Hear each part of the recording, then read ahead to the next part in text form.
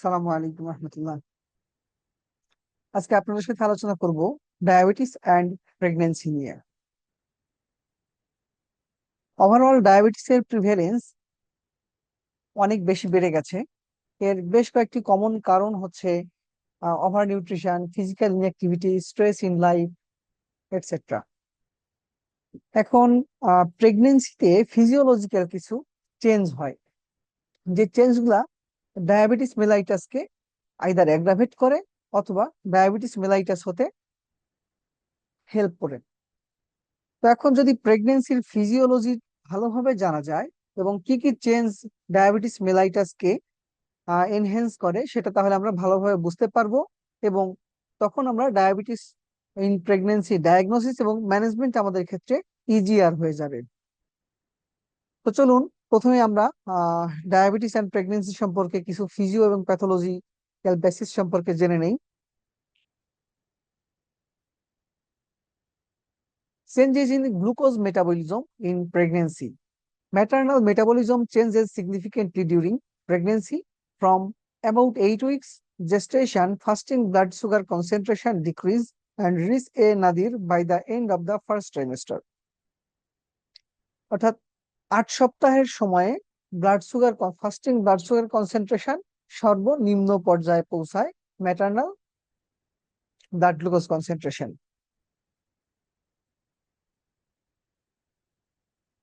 The sensitivity of muscle adipose tissue to insulin changes little in early pregnancy but decreases significantly after about 22 weeks of gestation by 33 to 78%. অর্থাৎ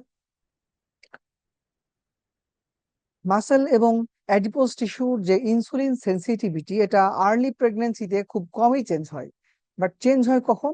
এটা 22 weeks জেস্টেশনের কাছাকাছি গিয়ে 30 to 78% insulin sensitivity overall decrease করে।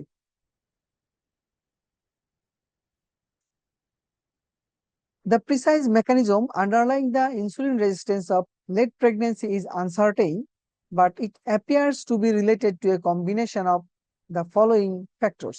অর্থাৎ insulin রেজিস্ট্যান্সের যে precise mechanism প্রেগন্যান্সিতে, সেটা exact precise কজগুলো uncertain, কোনটা মেইন রোল প্লে করে এটা বলা tough, but combination of factors like increased hormone concentrations like human placental lactogen, progesterone, estrogen, prolactin and cortisol.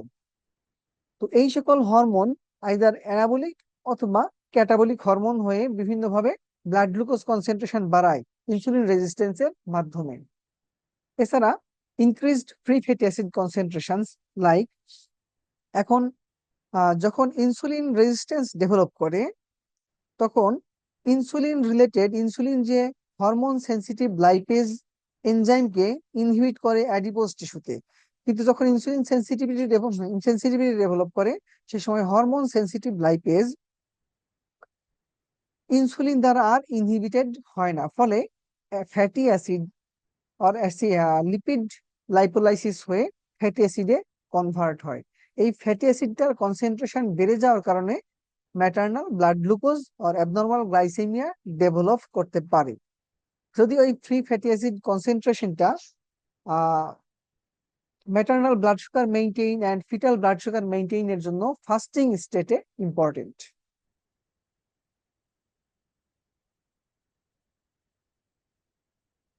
Changes in various cytokines like tumor necrosis factor alpha, adipocyte fatty acid binding protein and leptin.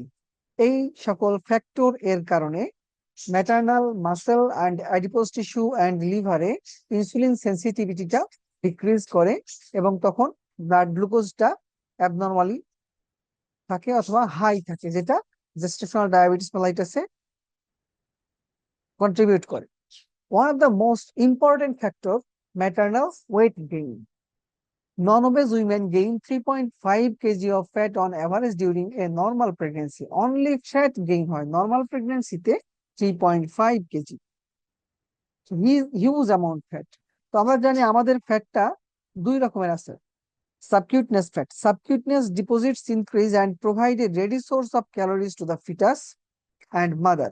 But increased visceral deposits contribute to insulin resistance, অর্থাৎ subcutaneous fat মায়ের এবং ফিটাসের এনার্জির জন্য, ক্যালোরির জন্য ready source হিসেবে কাজ করে। So this is good fat. But যদি ভিসেরাল ফ্যাট হয়, ভিসেরাল ফ্যাটটা ইনসুলিন রেজিস্ট্যান্সে হেল্প করে।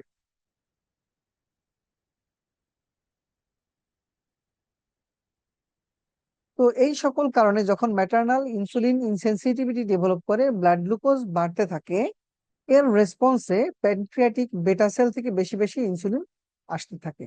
সো দেখুন, for glucose tolerance to be maintained, maternal beta cells compensate by marked beta cell hypertrophy and hyperplasia for the fall in insulin sensitivity by decreasing first and second phase insulin responses approximately threefold by the late trimester.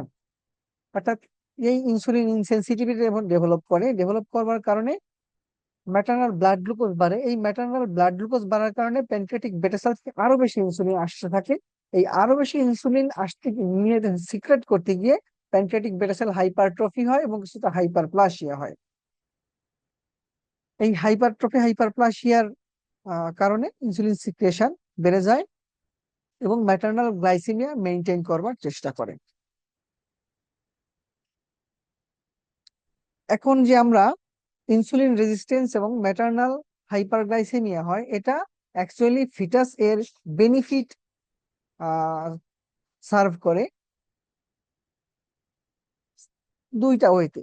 এক, postprandial glucose concentration aids glucose transfer to the fetus, that is facilitated anabolism.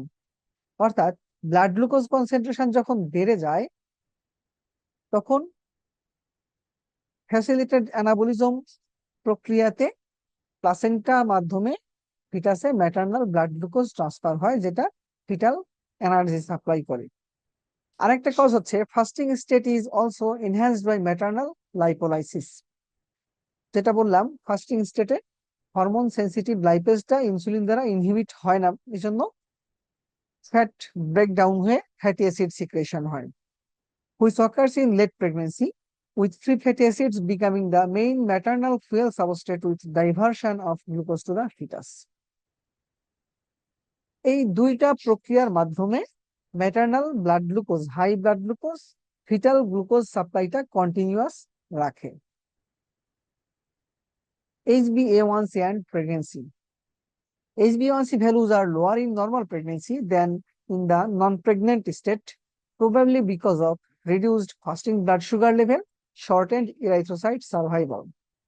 তো HbA1c টার্গেটটা প্রেগনেন্সিতে সবসময় কম। তার দুটি কারণ, একটি হচ্ছে fasting blood sugar level কম থাকে এবং ইরাইথ্রোসাইট সার্ভাইভাল রেটটা কমে যায়, যে কারণে HbA1c কমে যায়। Suggested upper limits of the reference ranges are first and second trimester 5.4%, third trimester 5.81%.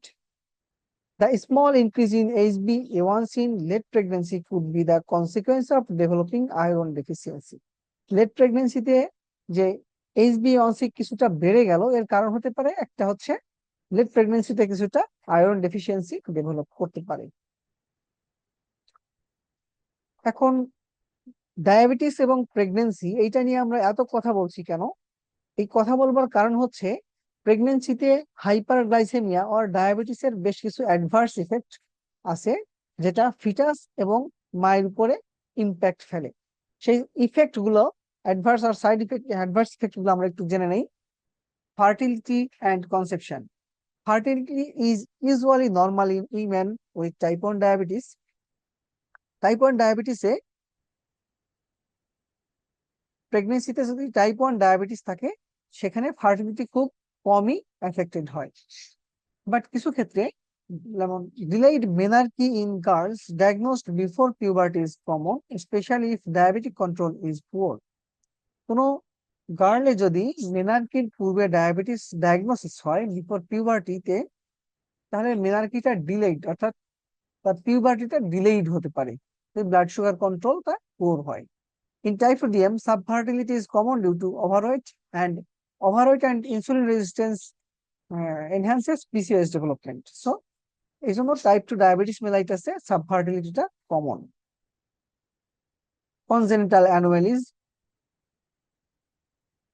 The risk of major fetal congenital anomalies is increased in women with diabetes, irrespective of the type of diabetes. অর্থাৎ type 1 diabetes ও type 2 diabetes কোনটার কারণে gestational প্রেগনেন্সিতে blood sugar বেশি সেটা issue না, issue হচ্ছে blood sugar বেশি এবং এজন্য কনজেনিটাল অ্যানোমালি ডেভেলপ করতে পারে। আর এই abnormally high glucose levels in maternal blood transported to the embryo are responsible for the teratogenic defect. যে high blood glucose maternal blood থেকে প্লাসেন্টার মধ্যে ফিটাসে গেল, সেই হাই ব্লাড গ্লুকোজ লেভেলের কারণে টেরাটোজেনিসিটি ডেভেলপ করতে পারে। To have such an effect, fetal exposure to hyperglycemia must occur at the earliest stages of pregnancy, during which organogenesis occurs. অর্থাৎ 6 থেকে 8 সপ্তাহের সময়ে যদি ম্যাটারনাল হাইপারগ্লাইসেমিয়া হয়, এই কারণে ফিটাসের major fetal congenital abnormality develop করতে পারে, কারণ এই সময়টা অর্গানোজেনেসিস হয়। The risk of a fetus having a major congenital anomaly is clearly related to maternal glycemia around the time of conception. যে কথাটি একটু আগেই বলে আসলাম, কনসেপশন এর সময়ে যদি ম্যাটারনাল ব্লাড গ্লুকোজ বেশি থাকে তাহলে মেজর ফিটাল কনজেনিটাল অ্যাবনরমালিটি হওয়ার চান্স বেশি। And the absolute risk depends on the periconceptional HbA1c level. অর্থাৎ কনসেপশন এর আশেপাশের সময় যে HbA1c লেভেল থাকবে এর উপরে ডিপেন্ড করে কনজেনিটাল অ্যাবনরমালিটিটা। এই কনসেপশনের সময় HbA1c 3% 6.7% হয়, কনজেনিটাল অ্যাবনরমালিটির রিস্ক 3%, বাট সেই HbA1c যদি 11.3% হয় দেন দ্য রিস্ক ইজ 10%। এখন কি কি কনজেনিটাল অ্যাবনরমালিটি হতে পারে? Neural tube defects like anencephaly and encephalocele, which are increased fourfold; congenital heart disease, increased threefold; conotruncal anomalies, at least 15 times more prevalent. And the abnormalities are transposition of the great arteries, tricuspid atresia, truncus arteriosus. Caudal dysgenesis like sacral agenesis, relatively specific to diabetic pregnancy. VACTERL association এটা হচ্ছে একটি abbreviated form, full ফর্মটা হচ্ছে vertebral defect এর V, anal atresia, cardiac defects, tracheoesophageal fistula, renal anomalies and লিভ abnormalities. So fertility and conception effect হতে পারে, major fetal congenital অ্যাবনরমালিটি হতে পারে, দেন থার্ড নাম্বার মিসক্যারিয়েজ হতে পারে। The risk is increased when diabetic control is poor. And fourth, different fetal morbidity হতে পারে like macrosomia, shoulder dystocia and brachial plexus injury, stillbirth and hypoglycemia. Other neonatal complications, neonatal erythrocytosis or polycythemia, jaundice, respiratory distress syndrome, transient hypertrophic cardiomyopathy. Other metabolic abnormalities like both hypocalcemia and hypomagnesemia. Effects of maternal diabetic ketoacidosis and hypoglycemia on the fetus. অর্থাৎ মায়ের যদি প্রেগন্যান্সির সময় diabetic ketoacidosis or repeated hypoglycaemia হয়, তার একটা bad impact ফিটাসের উপরে পড়বে। So this is all about diabetes and pregnancy pathophysiology and adverse effect of maternal hyperglycemia on fetus.